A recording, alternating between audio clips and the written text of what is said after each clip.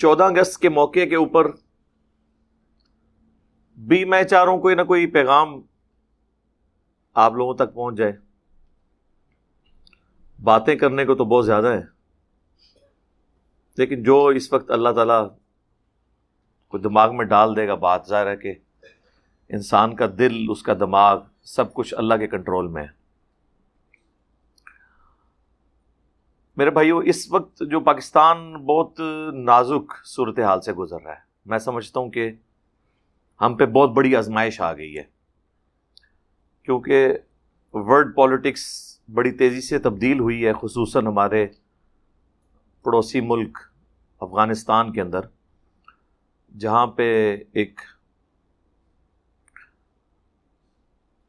ظالم حکومت نے قبضہ کیا ہوا تھا ظالموں کی سپورٹ کے ساتھ، یعنی امریکہ کی سپورٹ کے ساتھ. اللہ تعالیٰ نے 20 سال کی جد و جہد کے بعد مسلمانوں کو اب کوئی امید کی کرن لگائی ہے کہ ان ظالموں سے جان چھوٹے جو کافروں کے اعلی کار بنے ہوئے تھے.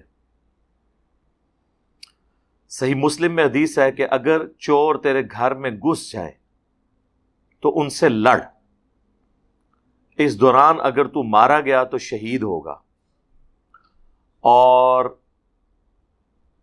اگر تو نے ان کو مار دیا تو تیرے اوپر کوئی ملامت نہیں ہے. یہ جنرل رول ہے. آپ کے گھر بھی چور آ جائیں تو آپ ان کے ساتھ لڑتے ہوئے اگر ان کو قتل کر دیں تو دنیا کے کسی قانون میں آپ کے اوپر کوئی گرفت نہیں ہے، ونس یہ چیز ثابت ہو جائے. اسی کو اگر بڑے پیمانے پہ دیکھیں تو افغانستان کے اندر بھی ایک باہر سے لوگ مسلط ہوئے اور انہوں نے اپنا پریمپٹیو رائٹ رکھتے ہوئے سو کالڈ ان کا اپنا ایک مسلمان ملک کے اوپر قبضہ کیا اور اسے جنگ کی آگ کے اندر جھونک دیا، جس میں لاکھوں افغانی شہید ہوئے اور آلموسٹ 1 لاکھ کے قریب تو پاکستانی بھی شہید ہو چکے ہیں، عوام الناس اور فوج کے لوگ ملا کے انڈائریکٹلی. اب صورتحال جو آپ کو نظر آ رہی ہے نا، یہ پاکستان کے لیے کافی تشویشناک ہے اس حوالے سے کہ چونکہ افغانستان کی عوام کی اکثریت، بلکہ اگر میں کہوں نا کہ 99% لوگ وہ یہ سمجھتے ہیں کہ افغانستان کی بربادی میں سب سے بڑا ہاتھ پاکستان کا ہے. جو سٹیٹس پاکستان میں انڈیا کی حکومت کے لیے ہے نا عوام کے اندر نفرت، اس سے زیادہ نفرت افغان عوام میں پاکستان کے لیے ہے، اور وہ کسی حد تک جسٹیفائی بھی ہیں. جب میڈیا کے ذریعے معاملات کو اس طریقے سے پروپیگیٹ کیا جائے اور پھر کچھ حرکتیں بھی ہماری طرف سے ایسی ہوں تو ظاہر ہے کہ پھر اس کا رزلٹ یہی نکلنا تھا. آج سے تقریباً 2 ہفتے پہلے ہی یہ گفتگو ہو رہی تھی کہ آلموسٹ 90 دن کے اندر طالبان جو ہیں وہ افغانستان کے کیپٹل سٹی کابل تک پہنچ جائیں گے، لیکن وہ تو 90 دن کیا 1 ہفتے کے اندر ہی آلموسٹ وہ اس کے بارڈر پہ پہنچ چکے ہیں. کل مزار شریف کے اوپر بھی قبضہ ہو گیا ہے، چند بڑے سٹیز میں سے. یہ جو مزار شریف ہے نا، یہ حضرت علی رضی اللہ تعالیٰ عنہ علیہ السلام کا مزار بنایا ہوا ہے ادھر انہوں نے، اس کی وجہ سے اس شہر کا نام مزار شریف ہے. سیدنا علی کے جو قبریں ہیں وہ 2-3 مقامات کے اوپر دنیا میں پائی جاتی ہیں. ویسے جو سب سے مضبوط ہے وہ تو نجف میں ہی ہے، عراق کے اندر، لیکن افغانستان میں بھی انہوں نے ان کا ایک مزار بنایا ہوا ہے. تو اس مزار کی وجہ سے مزار شریف اسے کہتے ہیں. سیدنا علی کا انہوں نے ڈکلیئر کیا ہوا ہے اپنے زوم میں، اس پہ بھی قبضہ ہو چکا ہے. آلموسٹ 21 صوبوں کے دارالحکومت انہوں نے یہ 3-4 ہفتوں کے اندر فتح کر لی ہیں. وہی مائٹ از رائٹ والا رول ہے کہ آپ دیکھ لیں پوری دنیا کے اندر لوگ ایڑیاں اٹھا کے دیکھ رہے ہیں اور سب لوگ تیار بیٹھے ہیں ان کو تسلیم کرنے کے لیے. کل افغانستان کے اندر 3,000 فوجی امریکہ نے بھی بھیج دی ہیں اپنے سفارتی عملے کو وہاں سے حفاظت کے ساتھ ریموو کرنے کے لیے. یہ ہوتی ہیں جی نیشنز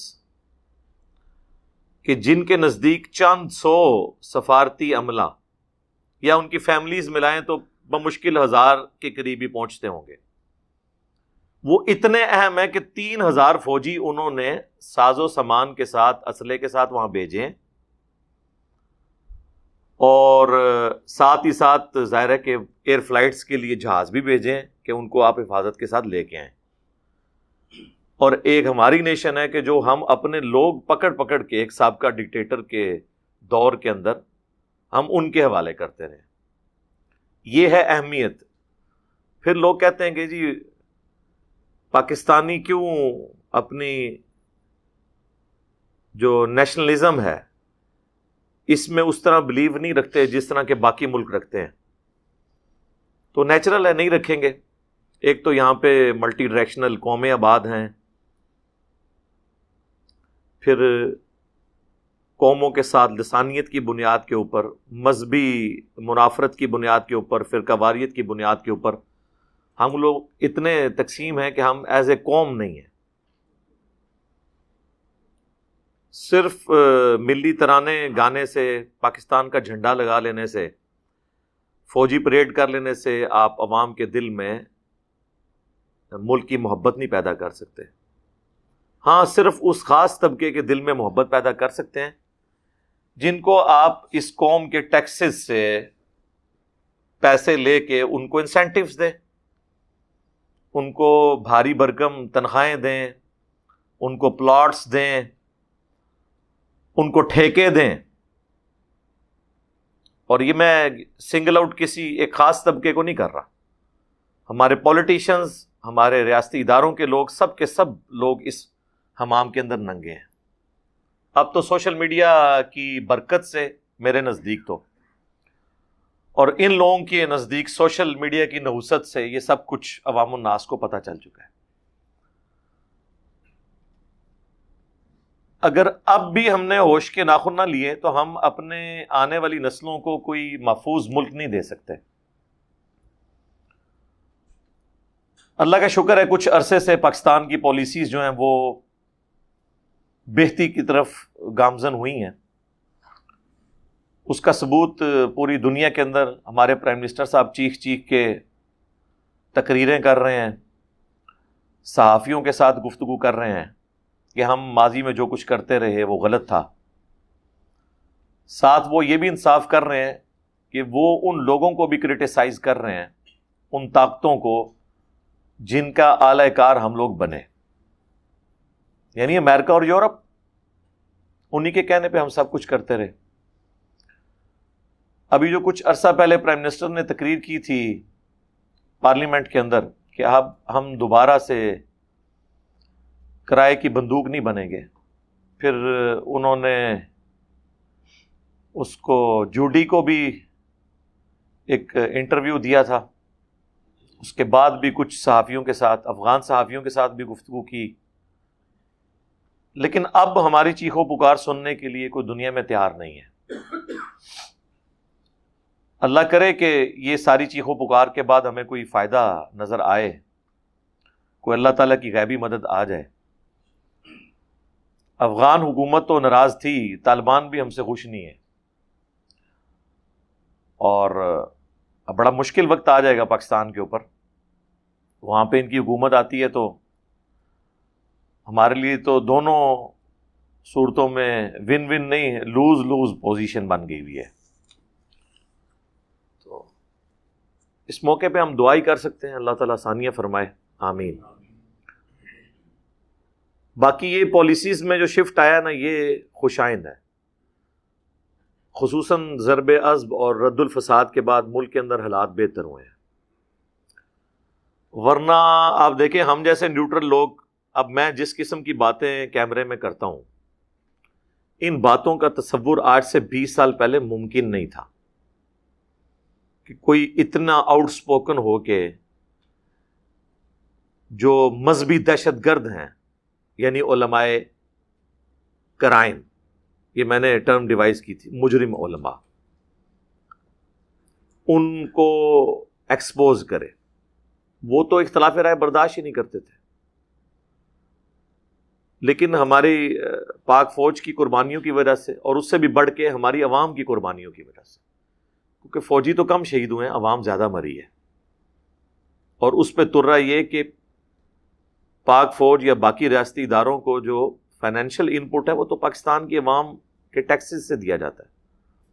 لہٰذا ہم اس جہاد کے اندر شریک ہیں، خواہ وہ ہمارا انٹرنل جہاد ہو خواہ ایکسٹرنل جہاد ہو.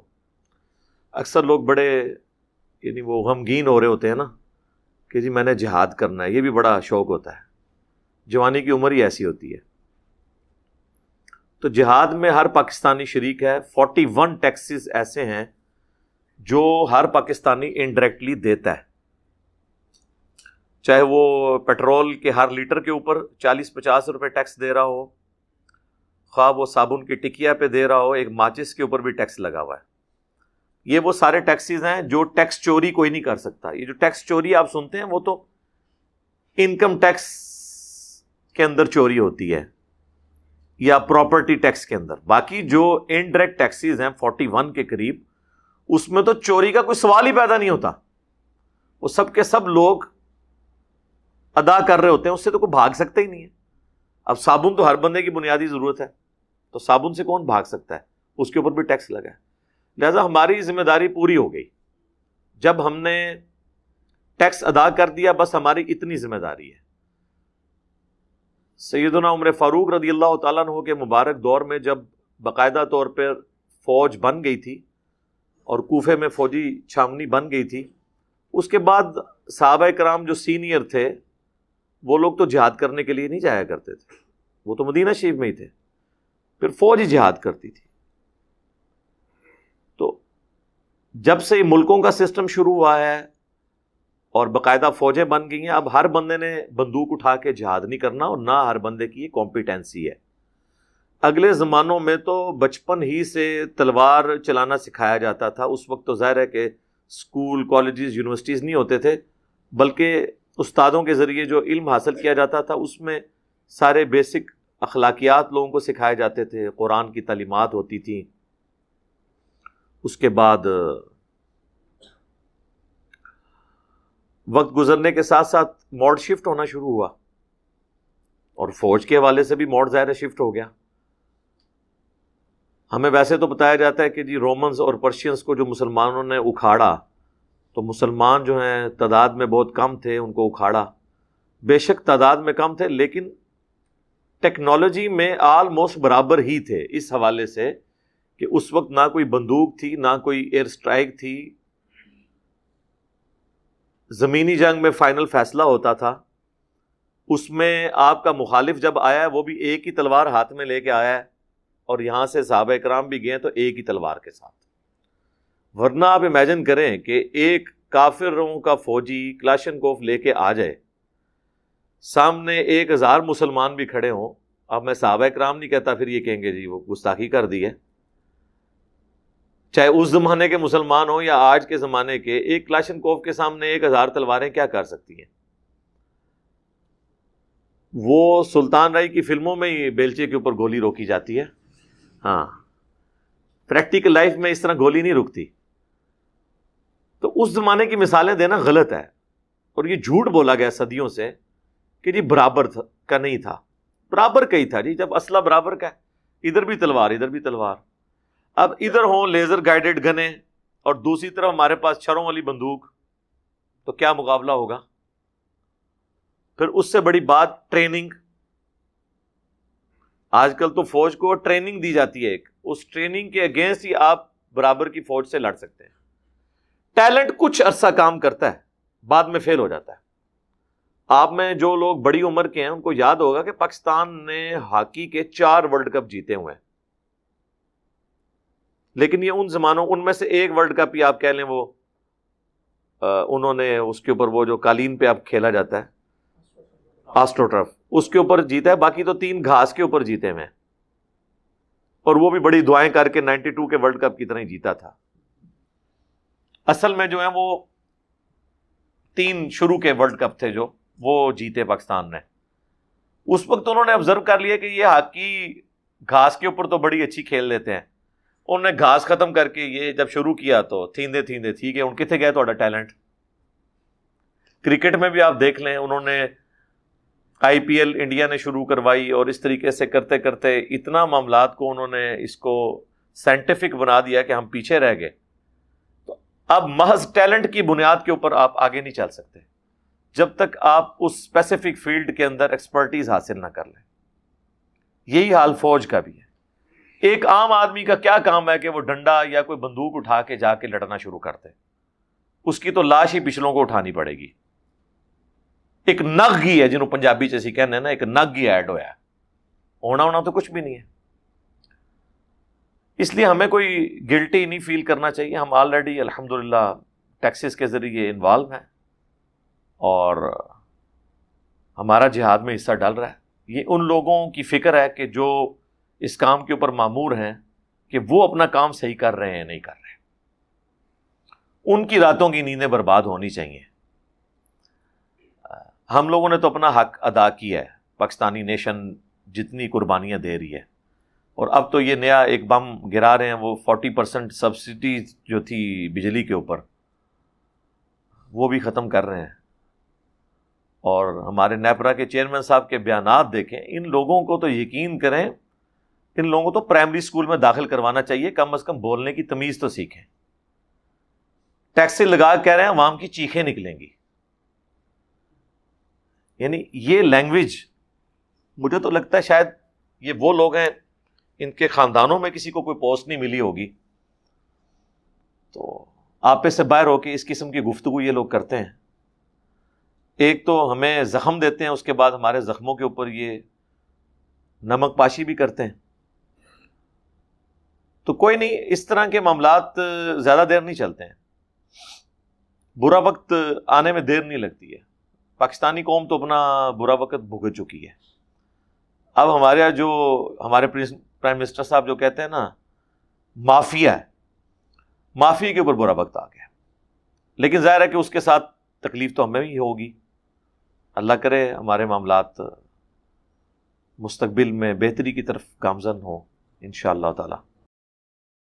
ہم تو صرف دبے الفاظ کے اندر خامیوں کو ہائی لائٹ کر سکتے ہیں، باقی تو کرنا کرانا تو پرائم منسٹر کی ذمہ داری ہے. صحیح مسلم میں حدیث ہے کہ بدترین گڈریا وہ ہے جو کسی قوم کے اوپر حکمران ہو، اور اگر وہاں پہ وہ انصاف قائم نہیں کرے گا تو وہ قیامت والے دن اللہ تعالیٰ اس کی پرسش کرے گا، اس کے لیے جہنم مقدر بن جائے گا والعیاذ باللہ تعالی. جس طرح گڈریا بھیڑ بکریوں کی حفاظت کرتا ہے نا، اس طرح حکمران کی یہ ذمہ داری ہوتی ہے. بخاری اور مسلم دونوں میں حدیث ہے تم میں سے ہر شخص نگہبان ہے اور اس سے اس کے رعیت کے بارے میں پوچھا جائے گا. پھر آپ صلی اللہ علیہ وآلہ وسلم نے فرمایا کہ ایک جو مرد ہے وہ اپنے گھر والوں بیوی بچوں کے اوپر حاکم ہے، وہ اس کی رعیت ہے. ایک عورت جو ہے وہ اپنے گھر کے اوپر حاکم ہے، اس کے انڈر اس کے بچے ہیں، ان کی تربیت کرنا، اس کے بارے میں اس سے پوچھا جائے گا. ایک حکمران جو ہے وہ رعایا کے اوپر حاکم ہے، اس سے اس کے بارے میں پوچھا جائے گا. اسلام میں تو بڑی واضح تعلیمات ہیں اس حوالے سے، اور اس میں کوئی ابہام، کوئی ایمبیگوٹی نہیں ہے، بالکل واضح چیز ہے. بہرحال اللہ کا شکر ہے یہ ضرب عصب اور رد الفساد کے بعد ہماری پالیسی شفٹ جو ہوئی ہے، اس کا فائدہ کم از کم یہ ہوا ہے کہ ہمیں یہ چیز سمجھ آ گئی ہے کہ جہاد صرف فوج کا کام ہے. پاکستان میں نان اسٹیٹ ایکٹرز نہیں ہونے چاہیے، ورنہ وہ بندوق کے زور کے اوپر، تلوار کی نوک پہ اپنے جو مذہبی عقائد ہیں وہ آپ پہ تھوپنے کی کوشش کریں گے، جس طرح ماضی میں ہوتا رہا. قتل و غارت کتنا ہوا ہے، ہم نے نہیں بھگتا. آپ یعنی ضیاء الحق کے دور سے لے کر ابھی تک لاکھوں لوگ قتل ہوئے ہیں اسی مذہبی اختلافات کے اندر، اور یہ سب کچھ ہمارے بڑوں کی سرپرستی میں ہوتا رہا. اور آج کے ہمارے بڑے مانتے ہیں کہ پرانے بڑوں نے ہمارے ساتھ کام ڈالا ہے، جس طرح ہم نے آپ کو منوا لیا ہے کہ آپ کے بابوں نے آپ کے ساتھ کام ڈالا ہے. پہلے تو کوئی ماننے کے لیے تیار ہی نہیں تھا، اتنا مقدسات ان کو ڈکلیئر کیا ہوا تھا، لیکن ایک ایک کر کے جب ان کی 2 نمبریاں آپ پہ کھلیں تو آپ کو پتا چلا کہ یار قرآن و سنت میں تو کچھ اور لکھا ہوا تھا، یہ ہمارے بابے تو قرآن و سنت کے نام پہ عزت ویل کرتے رہے اور تعلیمات ہمیں بالکل اس کے الٹ بتاتے رہے. تو جب قرآن و سنت کے نام پہ انہوں نے عزت ویل کی اور اب قرآن و سنت کا احترام نہ کریں تو پھر یہ دین کے غدار ہوئے نا، کیونکہ جس بنیاد پہ انہوں نے عزت ویل کی تھی اسی کے دشمن رہے. اسی طریقے سے وہ لوگ جو آئین کی بنیاد کے اوپر ہم سے عزت ویل کرتے رہے، خواہ وہ ہمارے پولیٹیشنز ہوں یا ریاستی اداروں کے لوگ ہوں، اسی آئین کی بنیاد پہ تو انہوں نے عزت ویل کی. اور اگر اسی آئین کے ساتھ وہ لوگ کھلواڑ کر کے پاکستانی نیشن کو بیسک ہیومن رائٹ سے محروم کرتے رہے، اور اب جب نیشن کو یہ بات پتہ چلے گی تو وہ پھر ان کو اسی طریقے سے غدار تصور کریں گے جس طرح ہم اپنے مذہبی پیشواؤں کو غدار تصور کرتے ہیں کہ انہوں نے تعلیمات سے ہٹ کے ہمارے ساتھ سلوک کیا. دوسری طرف تو ہم ان نان اسٹیٹ ایکٹرز کو کہ جنہوں نے ہمارا جینا حرام کیے رکھا پچھلے 15-20 سال میں، ان کو ہم کہتے ہیں آپ قومی دھارے میں آئیں، آئین کے انڈر آ جائیں. پاکستان آئین کے تحت چل رہا ہے، یہ کوئی بنانا ریپبلکس میں سے کوئی ملک نہیں ہے، اور خود ہم آئین کا احترام نہ کریں. یہ ویسے ہی ہے جیسے علماء کہتے ہیں کہ قرآن اور حدیث پہ چلو، اور نہ خود قرآن کو مانے نہ حدیث کو مانے، الٹا کوئی آ کے بتائے کہ سر قرآن میں تو یہ لکھا ہے، آپ تو ہمیں یہ بتاتے رہیں، تو اس کے ساتھ لڑ پڑے. بالکل سیم اینالوجی ہے. پھر آپ اس کے آگے چلیں تو آپ کو اور اینالوجی نظر آئے گی کہ جیسے مذہبی لوگوں نے گالیاں رکھی ہوئی ہیں نا، جس سے ان کو ذرا سا خطرہ ہو تو کبھی اس پہ گستاخی کا فتویٰ لگا دیں گے، کبھی توہین مذہب کا الزام لگا دیں گے. اس طرح ہمارے پولیٹیشنز کے پاس، ہمارے ریاستی اداروں کے لوگوں کے پاس الزامات ہوتے ہیں غدار وطن، توہین عدالت، غیر ملکی ایجنڈا. یہ وہ سارے لفظ ہیں جو ایکویلنٹ ہیں، گستاخ رسول، گستاخ اولیاء، گستاخ صحابہ، مذہب کی توہین. تو آپ دیکھیں کہ مینٹالٹی ایک ہی ہے، وہ مختلف شکلوں میں آپ کو مختلف جگہ نظر آ رہی ہوتی ہے.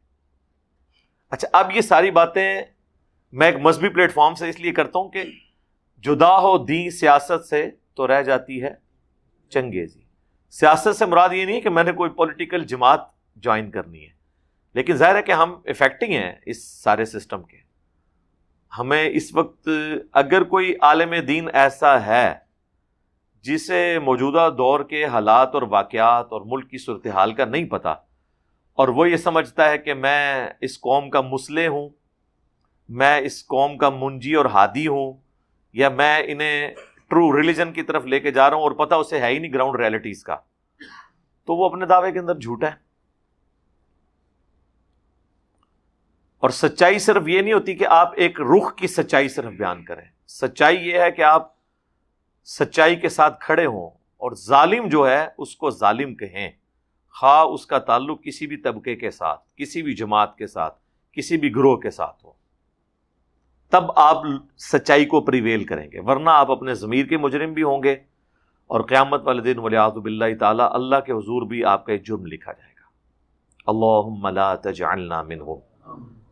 ہم دعا کرتے ہیں جی اپنی قوم کے لیے، پوری عالم اسلام کے لیے، اللہ تعالیٰ ان کے لیے آسانی والا معاملہ فرمائے.